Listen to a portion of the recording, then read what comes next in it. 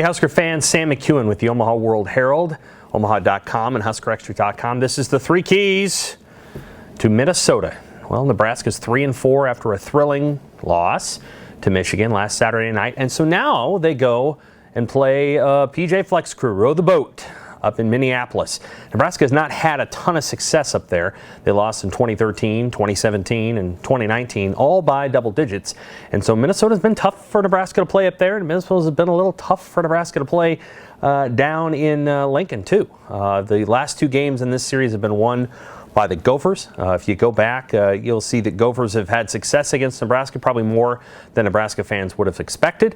And so this should probably be a close game. For as well as Nebraska played against Northwestern, and as well as it played against Michigan, and as poorly as Minnesota played against Bowling Green in a loss, Minnesota is a team that if you don't get a big lead on them early, it can be just a long game for your defense, because they're going to be out there a long time. It's kind of a short game in terms of time because Minnesota does a good job of sitting on the ball, but it's a long game otherwise. So key number one to beating Minnesota in a close game is you can't let Minnesota play keep away.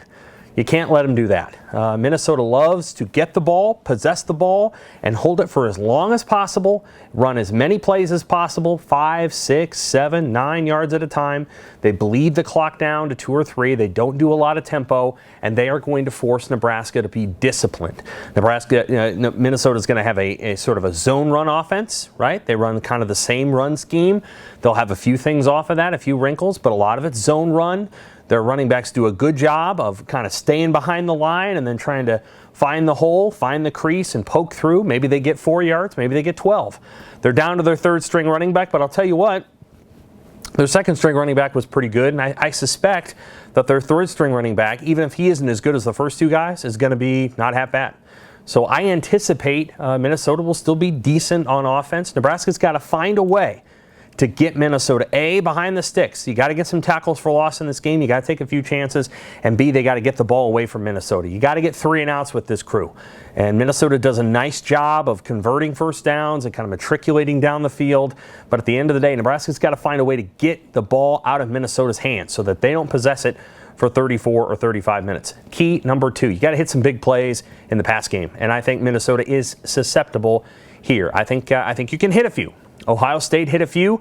A couple weeks later, there were a few big plays hit in the run game. But Minnesota, I think, secondary is beatable. And I think Nebraska has shown all season long the ability to hit big passing plays in almost every game. They hit them against Oklahoma. They hit them against Michigan. They certainly hit them against Northwestern and Buffalo. And I think on Saturday they can hit some more too. Adrian Martinez, he is a guy that you got to watch as a runner. And so I think there's an opportunity for Nebraska to get a guy out the back end, right, on those throwbacks, or hit a play action pass over the middle, maybe even a go route up the field. I think Minnesota's pass defense, its back end, is average. I wouldn't call it elite. I think their front seven has been pretty darn good against the run most of this season, and I suspect they're going to be pretty good on Saturday, but I think Nebraska can hit some passes. They're going to have to protect Adrian Martinez. Boye Mafe is one of the pass rushers from Minnesota, and he's pretty good. He's like number 2 pass rusher in the Big Ten. So I think Nebraska's going to have to protect Martinez, but I think they can hit some big passes out the back end. Key number 3, bring some heat. And by this, I mean you got to bring your own energy. You got to bring your own juice. It's going to be an 11 a.m. game in Minneapolis, which is a pro town. There's probably going to be 25 to 30,000 fans there. It's probably going to be sleepy.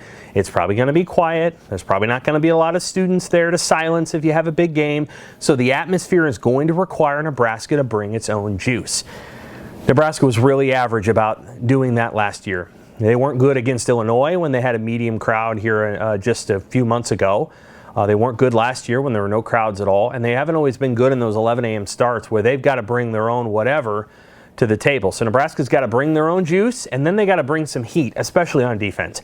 They've got to pressure Minnesota. They've got to try to get Minnesota off of its game, because what Minnesota loves to do is play a very certain, direct, simple style. And if they're able to play that style, then they can kind of dictate terms. And Nebraska might still win that game 20-17, but they won't have created the kind of game that they want. Nebraska wants it to be kind of a faster pace. Nebraska wants more points involved, and I think that would favor Nebraska. A higher scoring game probably favors the Huskers. Something in the low in the teens or the low 20s probably favors Minnesota. So this is a game where maybe you take a chance or two in order to get something to happen, a negative play, right?